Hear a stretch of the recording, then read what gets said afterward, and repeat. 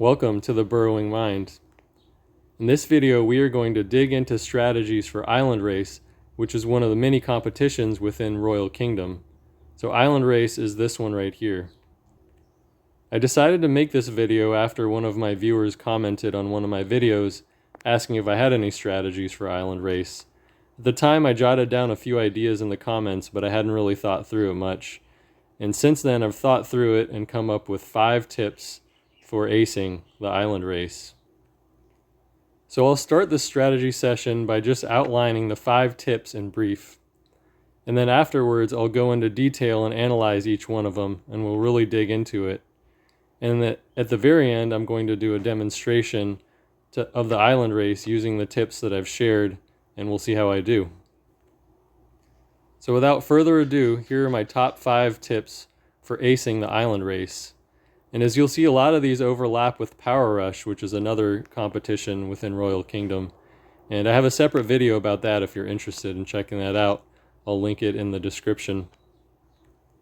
So right now, I'll just briefly talk about each of these points, and then afterwards, I'll go into more detail. So tip number 1, train slow to play fast. This also applies to Power Rush. The idea here is that Island Race is a speed race. So you're trying to play as fast as you can. But when you're training for the Island Race, so when you're not involved in the competition, the idea is to slow down and think about your moves methodically. That way, when it's race time, you'll have a much better approach to playing efficiently. The next tip is to activate power-ups. So power-ups really help you clear the levels quickly, and that includes having all 5 of your magic pots active, having the Super Electro Ball active, that's something that becomes available after level 300. And then also activating your extra Dynamite, Rocket, and Electro Ball. And there are also some rewards within the game that will give you infinite of these extra Dynamite, Rocket, and Electro Ball for a certain period of time. So if you have those available, then use those as well. And that tip about power-ups also applies to the Power Rush. So tip number 3 is to start on easier levels, those ending in 1 or 2. As I mentioned in the Power Rush video, the levels follow a cycle of 10, and so although it's not foolproof, there is some kind of a repeatable pattern about the difficulty of levels that you'll encounter. And by starting on level 1 or 2, you're going to give yourself higher chance of encountering easier levels early on. Tip number 4 is to don't do the Island Race at the same time as the Power Rush or the Dungeon Escape. So Power Rush and Dungeon Escape are other competitions within the game, and their strategies are a little bit different, and they will also interfere with your Island Race. So my advice is to do all of these things separately. And tip number 5 is to tap, tap, tap to exit all those cutaway screens. So there's a lot of little cutaway screens in between levels, and those are little time wasters. So you just want to tap the screen to bypass those as quickly as you can to save time. Because remember, Island Race is all about speed. Alright, so that's the brief highlight of my top 5 tips for winning the Island Race. And now I'm going to go into more detail and analyze each one of these points. But first, let's take a step back and go back to the game and look at Island Race to try to understand a little bit better what it actually is and what the goal is. Okay, so here we are back in the game. We are going to tap on the Island Race icon. Alright, and this already gives you some information about the Island Race. So first thing to notice is that it's broken up into 3 stages. Stage 1, Stage 2, and Stage 3. And you start off at Stage 1, and if you win Stage 1, you go to Stage 2. And if you win Stage 2, you go to Stage 3. And in each of these stages, you're pitted against other players that are just randomly selected, whoever happened to hit start around the same time as you did. And as far as I can tell, this game is only available on certain parts of the week, specifically Friday, Saturday, and Sunday. So if you've played this game long enough, you may have noticed that there's different cycles in the game. There's daily cycles where some things are available every day, like the dungeon escape, for example. There's some games that operate on a weekly cycle. So like the Island Race is only available certain parts of the week, and also the Electro Blitz is only available, I think Friday and Saturday and Sunday, so kind of weekend as well. And that's an important point to keep in mind for Island Race as we really dig into some of the strategy and look at the details. So back here in the Island Race screen, let's look at some more details. So it tells you have to beat 5 levels before others to win rewards and advance to the next level. So like I was saying, in stage 1 you have 5 levels, and if you finish the 5 levels before the other players that you've been pitted against, then you move on to stage 2.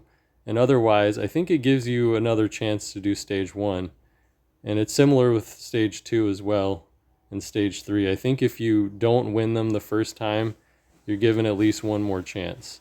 I'm not sure quite how many chances you get, but it also seems like Island Race repeats every day. So every Friday, Saturday, and Sunday, you get another chance to compete in it. So just because you don't win the first time doesn't mean you're just completely done. You generally have another chance. Okay, so 5 levels to win stage 1. Now stage 2, you have to win 7 levels. Let me change up the color here so it's easier to see. So in stage 10, you have to win 10 levels. And another thing to keep in mind is that, in stage 1, you're just competing against a random selection. But in stage 2, you're competing against people that won stage 1. And in stage 3, you're competing against stage 2 winners. So the competition is also generally going to get tougher as you advance through the stages. Now, why would you want to do Island Race? Well, there's rewards to it. So if you click here, you can see in stage 1 you get these rewards. Now, there's something that I want to point out that we'll circle back to in a minute.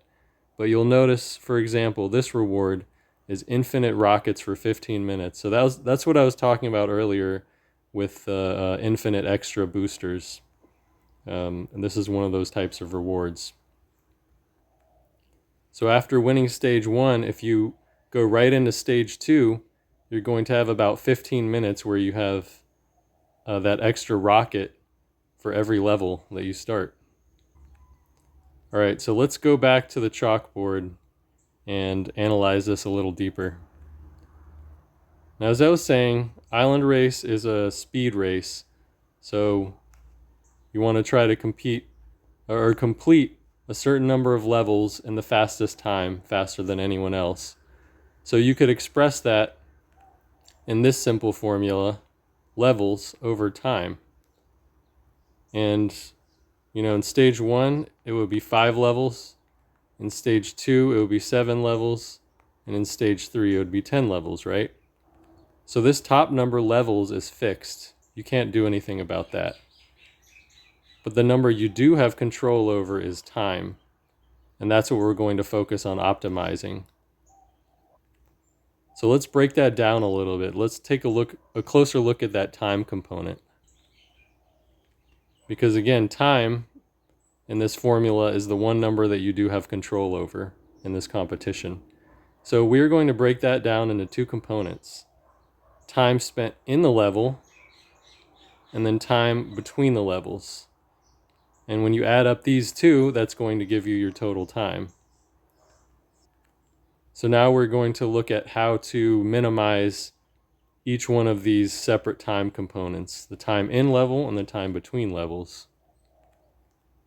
So taking a closer look at time in level, let's look at the first tip. And this should look familiar. Train slow to play fast. As I mentioned, this also applies to Power Rush. So what do I mean train slow to play fast? So obviously when you're actually in the Island Race competition, you want to play fast. But how do you develop your skills at playing fast? I think training slow is a great way to do that. Now this is a learning style I picked up many years ago when I was studying Chinese martial arts, like Tai Chi and Kung Fu. The idea is that by training slow, you really learn and are paying attention to all the details, so that when you speed it up, you're still able to pay attention to a lot of those details. It's like the concept of you see more when you're walking than when you're driving in a car or when you're flying in a plane. If you've ever walked through a city, you notice that you'll notice a lot more than if you drive through it. So I made a video and posted it on my channel demonstrating this concept. So here we are on my page, and that's this video here, the full level playthrough. Now in this video, I played through a full level, analyzing each and every move, asking the question, what is the best move now? And after that move, what is the best move now? As you can see, the video is over 20 minutes long. Now normally I play a lot faster than that, and even when I'm training slow, I don't usually take 20 minutes to complete a level. But the general idea is to slow down and assess the board after every move and analyze what is the next best move, or what is the best next move. So you can see in this part of the video, this is the first move, and I'm trying to analyze what the best first move is. Here's a clip of the actual video.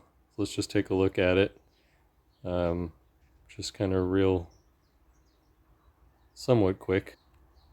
So when you're analyzing the board, you want to look at, okay, how many moves do I have? Which is up in the right corner. What are the goals? So what do I have left to clear? And then what's going on the board, right? And so for each of these moves, you want to say, okay, what do I have left to clear? So you're kind of scanning the board. Okay, there's the ooze, there's the little dragon eggs, there's these safes here, there's the knight, there's these wooden blocks. And then you're also looking at, okay, what power-ups do I have on the board and where are they? And what can I hit with each of these power-ups, right? Depending on if they're stationary or if I move them to activate them. And the idea is that by slowing down and methodically doing this type of analysis when you're training and when you have the time to take it slow, you're going to develop the habits of scanning the board more quickly when you're in competition. You're still going to be scanning the board, and you might not be quite as impeccable when you're playing fast. So I like to think of it like chess, where there will be chess competitions where the players will have a lot of time to really think about each move, and then there's also speed chess competitions where players have to think really fast. And obviously you're not going to play quite as well when you're playing faster, but if you take the time to slow down and work methodically, then that's going to transfer over to when you're playing faster. Okay, so that's train slow to play fast.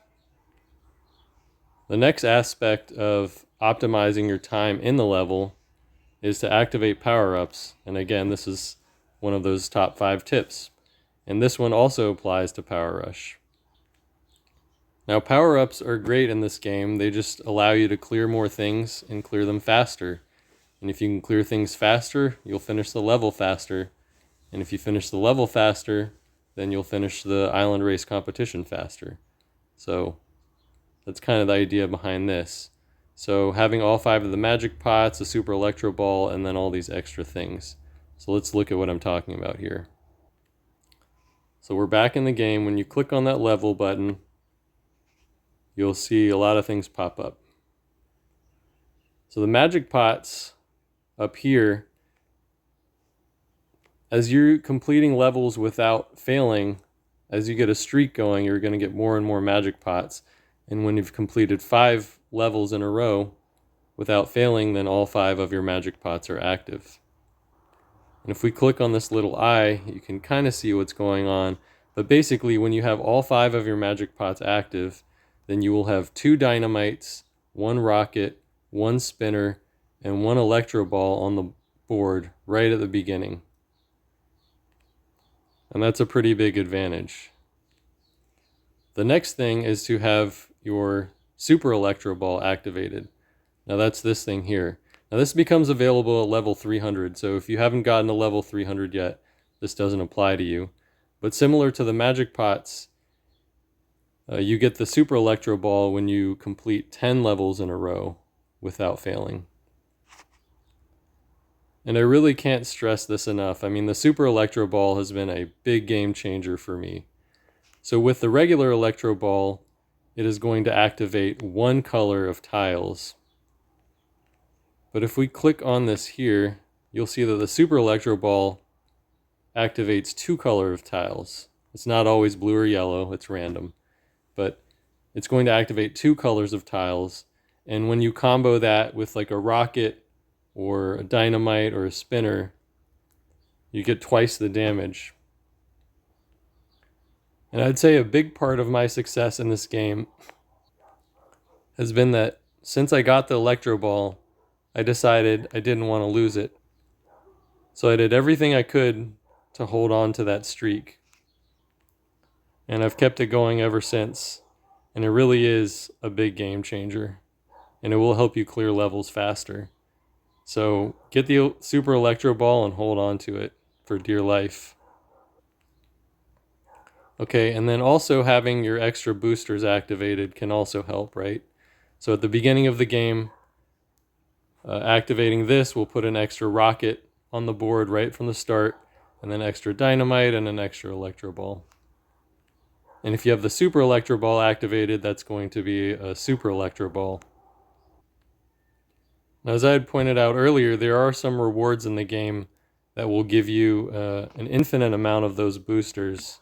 So these boosters here for a fixed amount of time. So every level you start, it will automatically be activated, and it won't use your, this number that you've already accumulated. So here's one place that I really like that type of reward. It's in this competition here, which I always forget the name of. Let's click into it. It is called Team Adventure. Okay, that's what it's called. So with Team Adventure, the idea is that as a team, you're competing to see how many levels you can complete. And along the way, there are different prizes. Now, the nice thing about this Team Adventure and the rewards is that you don't have to, you can claim them when you want. So it's not necessarily when you win the reward that you claim it, which is a nice thing because you can wait until you're just about to start the island race, or if you're doing Power Rush, just about to start the Power Rush to actually open these up. So let's take a look at these chests. If you click on it, we don't want to click on open, but if you click on the actual picture of the chest, then it'll show you a pop-up. And see, here's what I mean. So the infinite rocket for 15 minutes, infinite electro ball, and infinite dynamite for 15 minutes. And 15 minutes is more than enough to finish an island race. Similarly, the second chest, you have 30 minutes of each of those power-ups. So if your team has done well and you've won these first two chests, you could have 45 minutes straight of these infinite power-ups. So you could potentially beat stage 1 in the island race and then go right into stage 2 and then maybe even stage 3 and still have these infinite boosters, which is a huge advantage. Now, the kind of tricky thing about this Team Adventure is that this is an early week game, so like Monday through Thursday, whereas Island Race is Friday through Sunday. Now, normally in the top right corner here, for a lot of these screens, you're going to see an X to X out of the window. And Monday through Thursday, you will see that X for Team Adventure as well.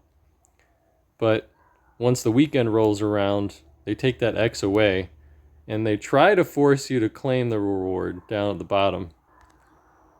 But we're not going to fall for that. Not yet, anyway. We're going to wait until we're just about ready to start the island race, and then we're going to claim these rewards. So to get out of this screen, the only way, or the best way that I know how, is to actually completely close the game and then open it up again. So let's do that. Okay, so we close the game and open it up again, and these rewards are still unclaimed. Like I said, wait until you're about to start the race before you claim those. So that's what I mean by activate power-ups. Your magic pot, super electro ball, and all the extra boosters, as well as that bonus where you get the infinite rewards, really will help you a lot at minimizing or decreasing your time in the level. And the last point about minimizing your time in level is to start on easier levels. For example, those ending in 1 or maybe 2. To demonstrate why this is important, let's go over to a chart that I made for the Power Rush video. So as I mentioned earlier, the levels in Royal Kingdom follow a predictable cycle of 10. In other words, every 10 levels, the same type of level repeats. So for example, a level that ends in 9 is always going to be a super hard level, and a level that ends in 0 is going to be a Dark Kingdom level, and so on. Now in the Power Rush, you want to start on a level that ends in 9 because you want to maximize your exposure to these types of levels that have the multipliers. And by starting on a level that ends in 9, you are going to maximize the amount of times that you get these multipliers. But the Island Race strategy is a little different. Island Race isn't about points, it's all about speed. It's all about completing levels as fast as you can. So we want easy levels. We want levels that are easy to complete quickly. For that reason, I recommend starting Island Race on a level that ends in 1. So let's say you're in stage 1 of the Island Race, which has 5 levels, right? You want to complete 5 levels before anyone else. So if you start on level 1, that would be 1, 2, 3, 4, and 5.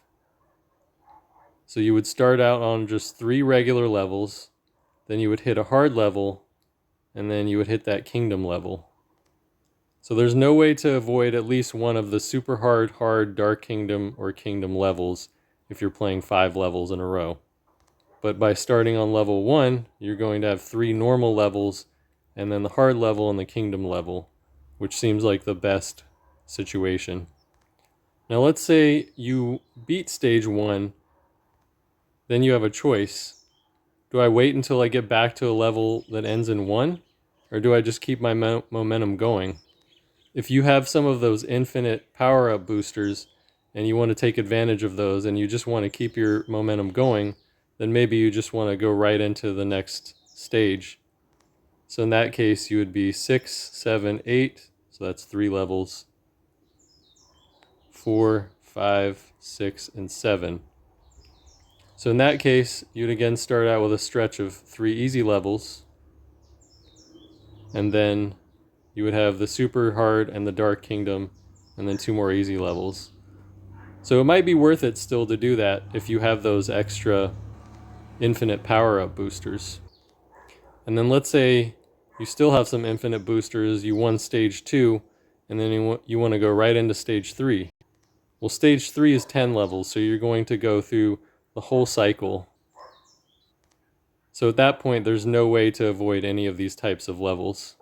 So you could really start wherever you want. And so if you have those boosters that give you the infinite boosters, then you might as well just go for it. So if you ended on level 2, then you would start stage 10 on level 3, and you would go 1, 2, 3, 4, 5, 6, 7, 8, 9, 10. Right, so you would just cycle through all the different types of levels. Like I said, when you're playing 10 in a row, there's none of these level types that you can avoid. But when you're starting out at stage 1, I think it makes the most sense to start on the level that ends in 1. And so you get your 1, 2, 3, 4, 5. And you're just hitting these dark, the hard and the kingdom level, and then 3 easy levels up front. So that's why I say to start on easier levels, ending in 1. So to summarize, to minimize or to optimize your time and level, to make that number small, you want to train slow to play fast, activate your power-ups, and start on the easier levels. So next we are going to move on to the next component of time, which is time in between levels.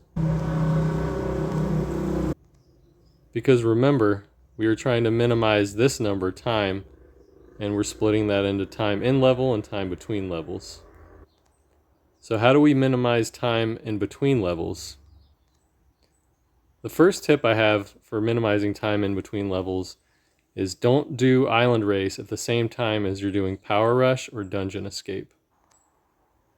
Power Rush is a competition where you were trying to maximize your number of points in a given number of time, whereas in Island Race, you're trying to minimize the time for a certain number of levels.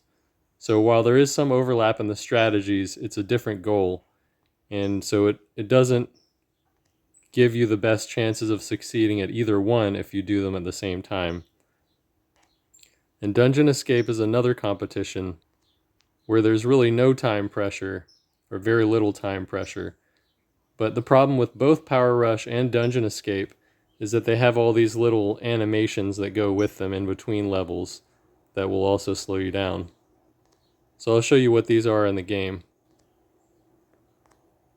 So this is Power Rush over here on the left, where you have 30 minutes to activate power-ups and score points.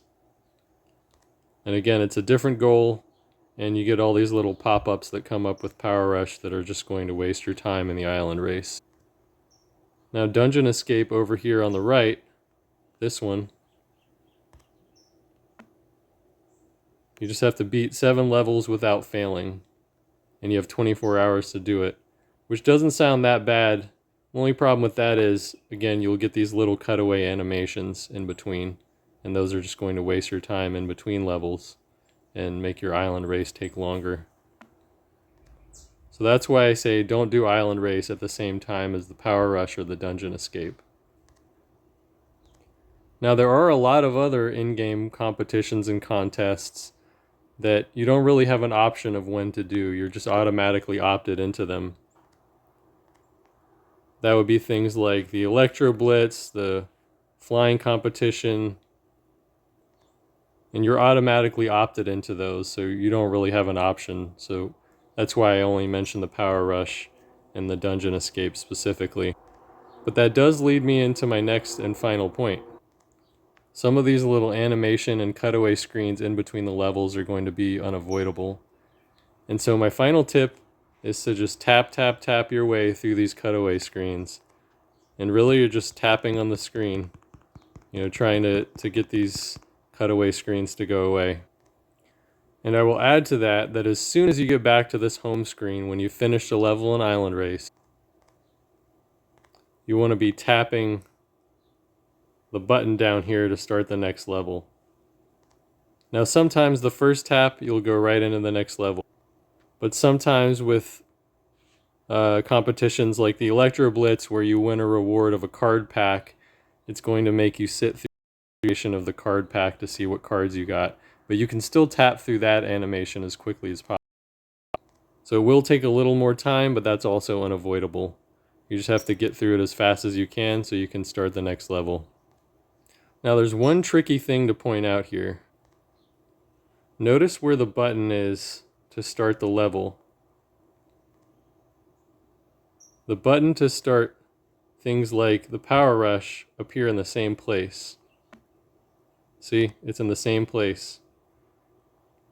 Now, I got into this window by actually clicking on the Power Rush icon, but sometimes it just pops up automatically, and it has happened to me a couple times where I've been so frantically clicking that button to start the next level, and this animation will pop up and I accidentally start a Power Rush or something like that. So just be aware that the game will do that sometimes because it really wants you to do the Power Rush or whatever it is.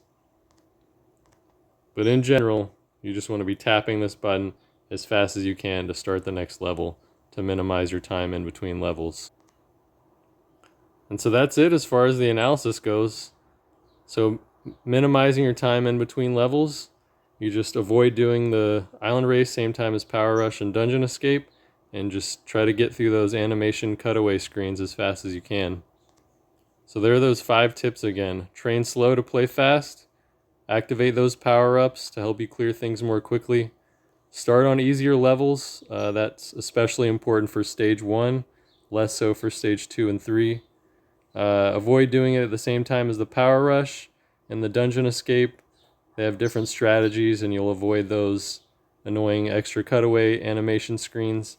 And then tap your way on the screen to get out of those animations in between levels so you can spend more time in the level. Or rather, so you can get to the next level quicker. Now, I know I said at the beginning of the video that I would end this video with a demonstration of the island race, but I'm realizing this is already a pretty long video. Props to you if you made it all the way through this.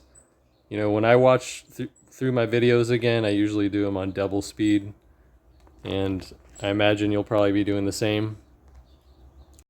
What I'm going to do is end this video here, and I will make a separate video, a part 2, for the actual demo of the island race using the tips that I shared in this video, part 1.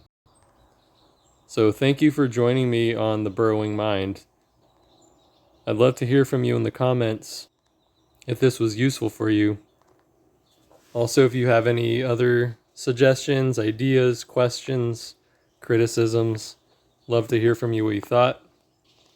If you found this video useful or entertaining, please consider subscribing. Check out my other videos. I'm going to link a few of them in the description, the ones that I mentioned, but I have some other videos as well on Royal Kingdom strategy. So if you found this, you might find those useful as well. And if you have anyone else in your life that's playing this game too, feel free to share it with them. And be sure to stay tuned for part 2, where I demonstrate the island race, where I put the strategy into practice. So, see you next time on The Burrowing Mind.